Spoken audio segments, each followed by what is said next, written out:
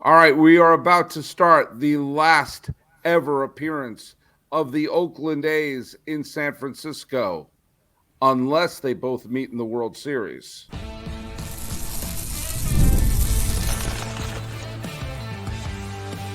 You are Locked On A's, your daily Oakland A's podcast, part of the Locked On Podcast Network, your team every day. Hello, A's fans and Giants fans, and welcome to a Locked On A's, Locked On Giants crossover episode. This is part of the Locked On Podcast Network, where it's your team every day. This is the daily podcast where we follow either the Oakland A's or the San Francisco Giants all year long. And this episode is brought to you by PrizePicks, the easiest and most exciting way to play daily fantasy sports. Go to prizepicks.com/LockedOnMLB and use code all lowercase Locked On MLB for first deposit match up to $100. I am the host of Locked On A's and the host of Locked On MLB. My name is Paul Francis Sullivan, but by all means call me Sully. I am not flying solo today. Along with me today is, that'd be you, Ben Kaspick. What's up, Sully? How are you, buddy? I'm well. Yes, we've had a flawless beginning to this particular episode. We've had some tech problems here. And that's kind of appropriate for both of these teams. It's funny, I've been to a Giants AAA game and a Giants Major League game in each of the last couple of weekends. I was in Sacramento last weekend where my phone fried because it was way too hot. And that's where the A's will call their home. But I watched the River Cats. And I saw Chris Bryant go 5 for 5 as a member of the Albuquerque Isotopes. And this weekend, I took my cousin, Brendan, to his first ever game at Oracle Park. And we saw the Giants defeat the Colorado Rockies. So I've been following the Major League and Minor League Giants and the Major League and Minor League Rockies all over Northern California. Oracle Park was much, much nicer. How you doing, man? I'm doing well. I mean, this season for the Giants, I don't know when the last time we talked. I'm sure it was before the season. I'm pretty sure. And it's been a roller coaster. And the game you were at was just the latest edition of that, where they were riding really low coming into that series, and then they swept a 4-game series, including a scheduled doubleheader on Saturday. And the trade deadline is going to be the day that this episode comes out, and so and the Giants are in this position where they're not clearly out of it and they're not clearly in it, which seems to be kind of a recurring theme year in and year out. And so it'll be interesting, very interesting to see what they do. Like if they sell, they've got some major pieces like a Blake Snell, so it's a very kind of nervous time to be a Giants fan. It really is like Schrodinger's cat right now in San Francisco, because as recently as June 18th, the Giants were a playoff team. If you woke up in the morning June 18th, the Giants were one of the wild card teams. And then this last month has been weird. It's just been weird because there's sometimes they look very good and there's sometimes they look like they should sell. But there's one thing we've learned is that the wild card picture in the National League is so, it was much more bonkers a couple weeks ago, but it's still, as of this recording, there are 1, 2, 3, 4, 5, 6 teams all within 3 games of the loss column for all 3 wild card spots. And the Giants are kind of a good weekend away from jumping into that crew and a bad weekend away from falling totally out of it. And this is a horrible place to be when you could either improve your team for 2025 and beyond or make a run for 2024 and hope it's Operation Arizona Diamondbacks. Exactly. And and sweeping the 4-game series put them in that position where they're right on the cusp, and so if you had lost 3 out of 4, you'd kind of be in an obvious sell position, right? Especially if Blake Snell had done what he did, which was strike out 15 Rockies in 6 innings, which Amazing, is amazing. like the Yeah, fifth time in history that anyone's ever had that many strikeouts through 6 innings. He was just untouchable at 30 swings and misses, which is the most in baseball by anyone this year. And again, in 6 innings. And so anyway, I mean, yeah, they're just 2 games under 500. It has been a weird season. This is a year in which they, I would say, have the most talented roster they've had in a while, and yet even like I was looking back, even 2019, 2022, 2023, they had a better record at this point in time than they have now.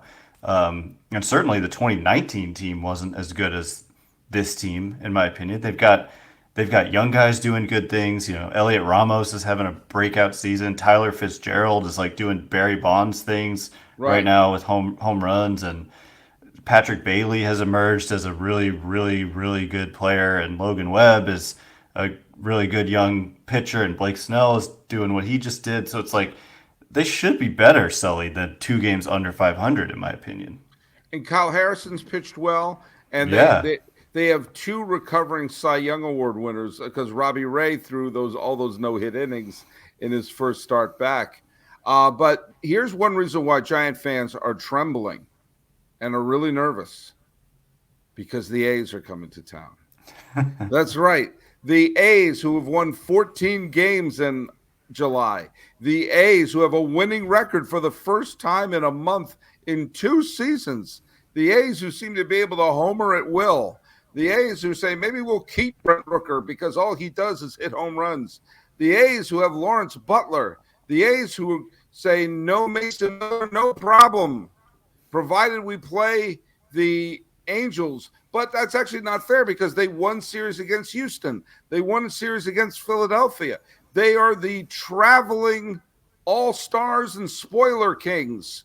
And what a glorious thing it would be for bitter, jaded A's fans to know in their final season they have a chance to put the nail in the Giants' coffin. Are you at all nervous about catching the A's?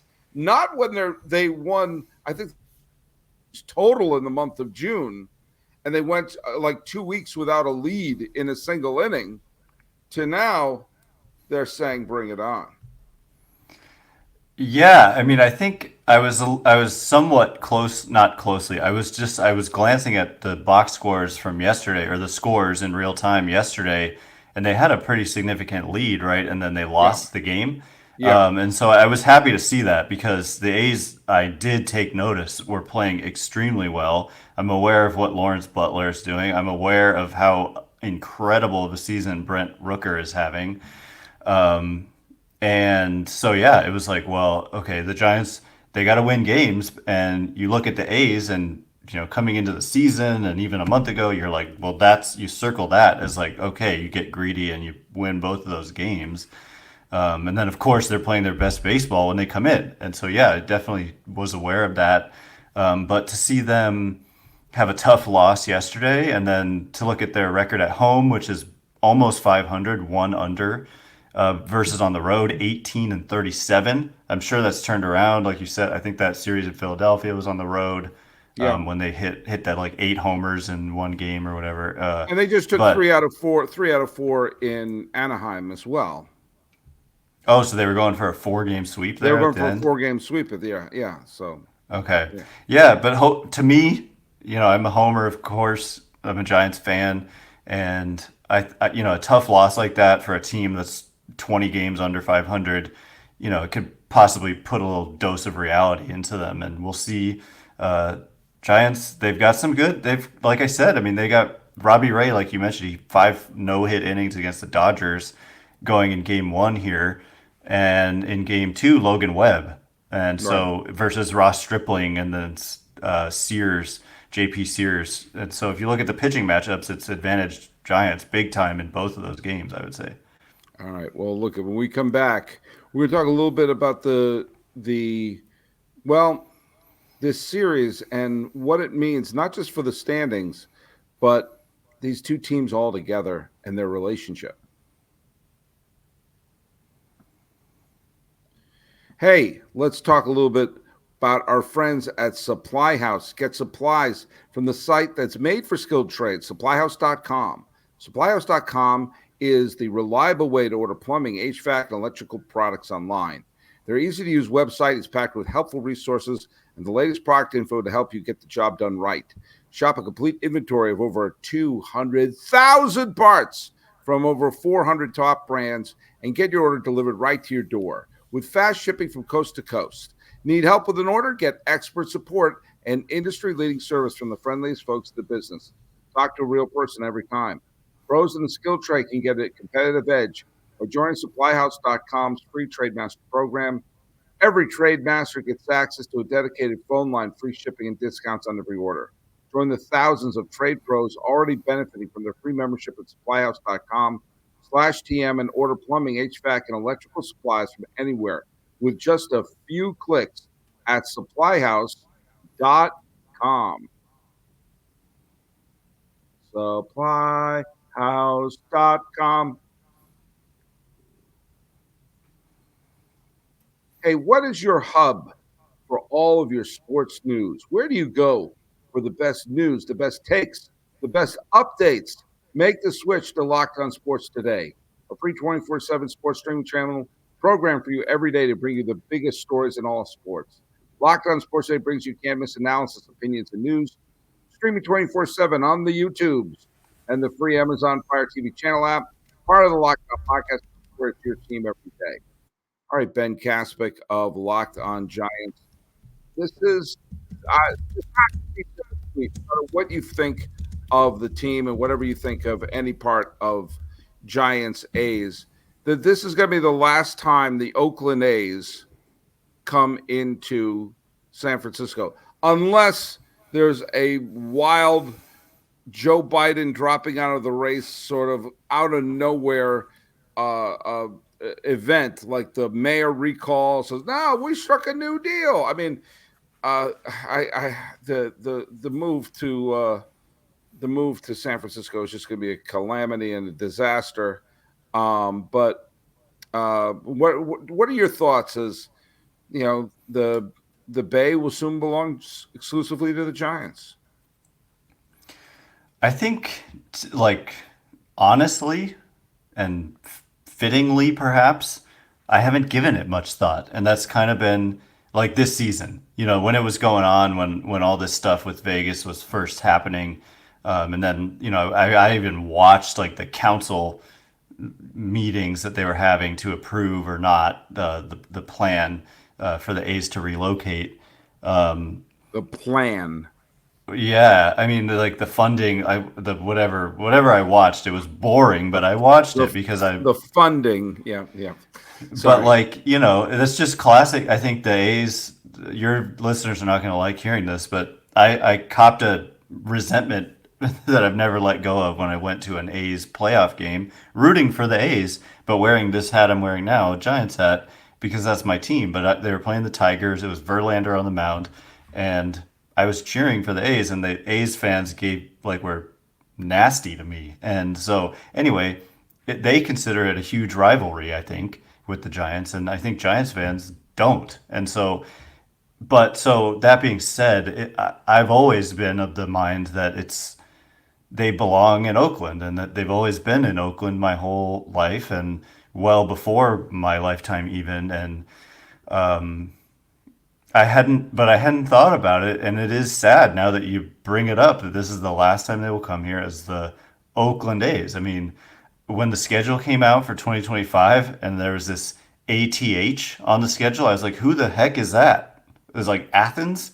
There's a team in Athens. What is it, like? I thought it was a typo, but no, it's just athletics because they're going to be in Sacramento, and which is super weird.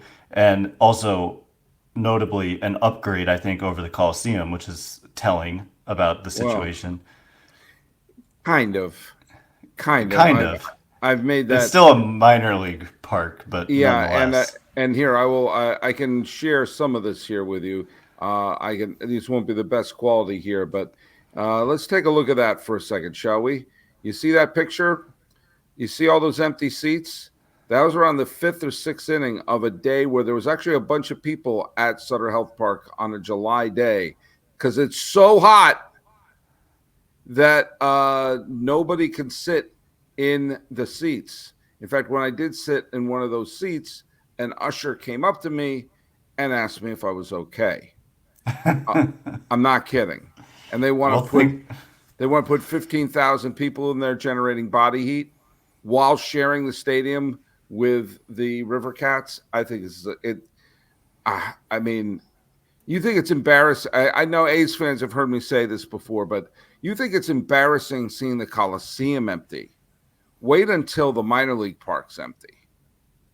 Because I've said this before, I've said it again. The novelty of an A's team playing there is going to wear off. They're ashamed of their playing in Sacramento. They're not calling themselves the Sacramento A's, so it's not like they're representing Sacktown or something like that. And they're going to be playing. If you're going to see a ball game, you might as well see the Giants farm team because it'll be cheaper. And it's too bloody hot there. I think it's going to be a calamity. And I could tell you. Let me just say, when my family moved out here from Massachusetts to the San Francisco Bay Area in '87, which was a good time to arrive here as a baseball fan. I arrived here in time to see the Giants and Cardinals NLCS, the A's winning 3 straight pennants. I was here for the Bay Bridge World Series, which obviously was wasn't a highlight in baseball history. But it was a great time to be a baseball fan here. When I was here, it was the Giants who were the team that were looking for a way out because they were in Candlestick and the Coliseum was rocking. But there was a nice back and forth. It wasn't the nastiness of Cubs, White Sox, or Mets, Yankees. It was more of a friendly rivalry, and you saw some of those divided hats and everything, and people doing like what you did, showing up to Oakland to cheer on the A's against Verlander. I'm going to find it really sad, not just from my own selfishness to always be able to see a game, but it's like there's a lot of history and a lot of goodness that is going to be removed, and it's being the last team. Like the Warriors didn't need to move to San Francisco. Now there'll be nothing in Oakland. That I think is the biggest, if you excuse the expression, biggest kick to the balls of this whole thing. Yeah, I mean, I should clarify that I feel bad for A's fans, like truly to my core, because I can't imagine what and just Oakland sports fans. If you were a Raiders and Warriors and A's fan, and to lose the Raiders and then the Warriors make that move, and then now to lose the A's, and A's fans are hardcore. I mean, it's kind of like when the Giants played at Candlestick. Like people who went to Candlestick were hardcore fans because it was, it wasn't a nice, cushy experience like it is to go to Oracle Park. You're going there for the baseball and to be kind of insane, like we've seen A's fans be when the team is good, and like the A's fans show up, and so they're good fans, and so I really want to be clear that, like, yeah, I didn't like the way I was treated at the Coliseum, but that's one little incident, and I know that they're just passionate about their team, and for them that is their big rival, I think. And for the Giants, we have the Dodgers, and that's just thought of as way more like, we think of the A's as like kind of a friendly rivalry versus more serious, whereas like the Dodgers are hated. Yes. So yeah, I mean, it stinks. It stinks for the fans because it's not fair. The ownership, John Fisher, just kind of running that team into the ground is just a tragedy, really. And I don't have any optimism that as long as he's running things, that it'll be any better anywhere else. And so, stadium might be nicer in Vegas, but if they continue to operate like the way they've operated since he's been there, then it's going to be more of the same, and it might be worse because there's no history in Vegas, and so there's no attachment that exists now in Oakland. That's why I think it's going to be a disaster in Vegas. I mean, it's not like I think they wouldn't mind an expansion team. They embraced the Golden Knights, but that's because A, they were the first ones there. B, it was nice and cold inside. And see, they won right away. They were in the Stanley Cup Finals their first year. They won it all like 2 or 3 years after that.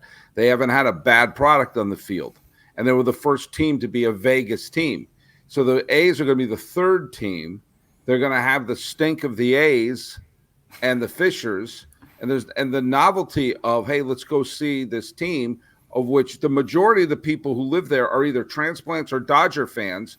Why would this is going to be the Marlins all over again, where there are more Yankee fans than Marlin fans? Well, look, if we come back, we're going to have some final words with Ben Kaspick, and maybe we'll try to end on something positive.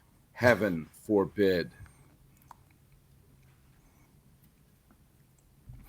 This episode of Locked On A's and Locked On Giants is brought to you in part by PrizePicks. PrizePicks is America's #1 daily fantasy sports app with over 5 million active members, Sully, myself very much included. It's the easiest and most exciting way to play daily fantasy sports. Unlike on other apps, on PrizePicks, it's just you against the numbers. All you have to do is pick more or less on 2 to 6 player stat projections and watch the winnings roll in like I do. You can now win up to 100 times your money on PrizePicks with as little as 4 correct picks. You can turn $10 into $1,000. And if you're looking for promotions, this is one of my favorite things. PrizePicks has you covered every week, from lowering select player stat projections on Tuesdays to help your lineup hit. Like Paul Skeens, they lowered it from 7.5 strikeouts to 5.5, and so I took more on that, and I hit on that because of that. They just got promotions, including on Fridays as well, to get your entry fees back if you lose. PrizePicks is available also in the great state of California, which is another huge perk. So download the PrizePicks app today. Use code lowercase locked on MLB for a first deposit match up to $100. That's code all lowercase locked on MLB on PrizePicks for a deposit match up to $100. Pick more, pick less. It's that easy. By the way, he got 6 strikeouts, so I think you won. Congratulations, you're a winner. Hey, this is a reminder that Locked On has begun the first ever national sports 24/7 streaming channel.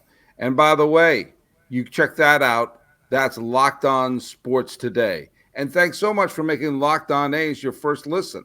For your second listen, here's where you should go. You should listen to me. I should be your first and second listen. Listen to the Locked On MLB podcast. That's right, me. I'm Sully. I'm here to give you daily national expertise. I got trademark humor. I've trademarked my humor, and I get you ready for the Major League Baseball playoffs here in the dog days of summer.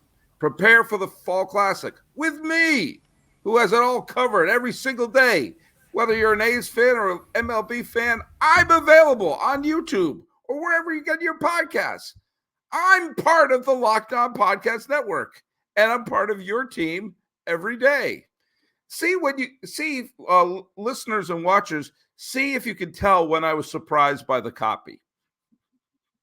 I didn't know that. I didn't know I was promoting myself. I probably should have had you read that. All right. Well, look at Ben Kaspick. I hope you listen to me twice a day. Because that's really the best way to do it. Sears versus Ray. Ray was taken out of a no-hitter. Ray, different Ray, not the one from Force Awakens, but the one who did indeed win a Cy Young Award for either the Blue Jays or the Mariners. I can't remember which. I think it was with the Blue Jays. And he is going to be pitching Sears. We're not sure what he's going to do, but what are your thoughts? If the A's win tomorrow and the Giants fall to 3 games below 500, do you sell? Oh, wait a minute. Sully, the deadline is before the game. Holy cow, that's right. I totally forgot. Holy Toledo. That's right. It. Giants are done. They got to make a decision now. Okay, so what do you do? Do you sell? Listen to my episode from today. No, I'm just kidding. But I did talk about it. My call, I don't like giving up on a season, Sully. I don't like when you're in it somewhat. Like if you're, 9 games back, I get it. Like if you've got a Blake Snell and he's doing what he's doing and you can get a really good return, I think you got to do it. But when this team is underperformed, I think a lot of people thought they would at least be in the hunt for a playoff spot. And they are, they are. They're just out of, they're just out of a playoff spot right now. But I think that it showed a lot about the character of their team, that they probably felt like they needed to sweep this series, and they went out there and they did it. And that's not easy to do. A 4-game series to sweep is not easy to do, no matter what team it is. And then a doubleheader, not easy to do, no matter what the team is. I say they kind of thread the needle. I say, like, you could sell some guys like a Michael Conforto on an expiring contract, some relievers. We've seen the reliever market has been kind of insanely good for sellers, giving up. The Giants have quite a few. It's funny, their overall bullpen ERA is not good, but they've got quite a few good. If you look at some of the individual performers in that bullpen, they've got quite a few good ones. And so, like a Taylor Rogers, for example, who's also under contract for next year, you could kind of clear that money and have it to spend on somebody else going into the off season, get something in return. They've kind of had an ability to do pretty well in trades under this regime that took over in the 2018-2019 offseason. A lot of good trades, not a lot of bad ones at all. But they also have never aggressively sold. And so I don't see why they would now. Like, they had Bumgarner, they didn't trade him in 2019. Will Smith was at his peak as a closer, didn't trade him. Carlos Rodon, didn't trade him. And so I don't see why this would change now. 2 games under 500 when they're close to the second luxury tax threshold, Sully. So it's like they invested a lot in this team, and I don't see them just giving up because they're 3.5 back. And by the way, based on tonight's scores, they could be 3 back. They could be as many as 4 back, based on what the Mets and Diamondbacks do tonight. I'm going to make this one bizarre thing to say, okay? Because I don't trust Doval, but I think the market for relievers is insane. I think the Giants should get involved with a 3-team trade. Basically, trade Doval, some other team throws in Prosser, kind of like turns into something where, because they need another bat. They need another hitter in that lineup. And I think that if they could trade Doval and to one of the teams that desperately need another reliever, that team sends I would see what you can get. I would see if you can get an impact hitter. Anything less than a real impact hitter, I would say no. And I don't know who would be at this point. Chaz Chisholm was one that I thought would be interesting. Not that I think he's a great player, but he's one of those spark plug players I think this offense desperately needs. But he went to New York. Reacquiring Jock Peterson, I would kick the tires on that, because I just don't like, Soler had a great game the other day, but I was against Rockies pitching. No one's going to cry if they stick another really good bat into this lineup. And if they could get something for Doval, I would not mind. He just strikes me as a guy who's a high save total, but is not necessarily having a terrific season. And he's probably at peak value in one sense. But I would listen. But I think, because the teams that they're chasing, the thing that makes me excited for the Giants, if Robbie Ray is indeed pitching well, and Blake Snell is indeed pitching well, then all of a sudden you've got a pretty deep starting rotation, and you just need a couple of those teams ahead of them to collapse. And, well, the A's want to do something about it. Remember, this is also an A's podcast. I do hope they hold on to Brent Rooker, just because he makes the games more fun. Unreal what that guy's doing. Yeah, unreal. I think they're gonna trade Andujar. I think they're gonna trade like anyone who has an expiring contract. They'll siphon off. They're not gonna trade Miller because he hurt his own finger. Did my arm, but Rooker is under control, and because they're not going to be here next year, there's a little bit of what are we building for the future, and so I think you're not going to get back for Rooker what he's putting into the team now. And so I do hope they keep Rooker. I hope by the time this drops, I'm not saying he's traded to the Phillies or some crap like that. Mm-hmm. All right. Well, by the way, I just have to say, I said the same thing about Doval on my podcast today, that he is a kind of dark horse trade candidate, and he's got 3 years of team control left. He's 27, career ERA 3.10. You could probably get quite a bit for him, and they've got some other guys who I think could close, like Ryan Walker having a phenomenal year. Yeah, absolutely, absolutely. I would feel more comfortable with even throw Tyler Rogers or Ryan Walker in there to close, and you get what you get if you can flip Doval to bring in a quality bat into that lineup. That might be exactly what they need. Yeah, like a current major leaguer with upside versus like prospects. Right. Yeah. Well, that's why I said a 3-team trade. Like you trade him to a Doval to a team. Oh, we need a closer. We'll send the prospects to this. We'll send it to a hitter to the Giants. Yeah. One of those sort of things. We'll see. All right. Well, Ben Kaspick, where can they listen to Locked On Giants? Anywhere you get your podcast, and on YouTube, it's Locked On Giants, and then like parentheses San Francisco, because there is that pesky New York Giants team as well that exists. And what about Locked On A's, Sully, and Locked On MLB? Well, find us at Locked On A's on Twitter or whatever it's called now, and I'm at Sully Baseball on Twitter, Sully Baseball Podcast on Instagram, and according to my ad copy, you got to listen to me again. This is not enough. Well, look at talking about the final Bay Bridge series, at least towards Oakland. This has been a Locked On A's, Locked On Giants crossover. He's Ben Kaspick. My name is Paul Francis Sullivan. Please call me Sully.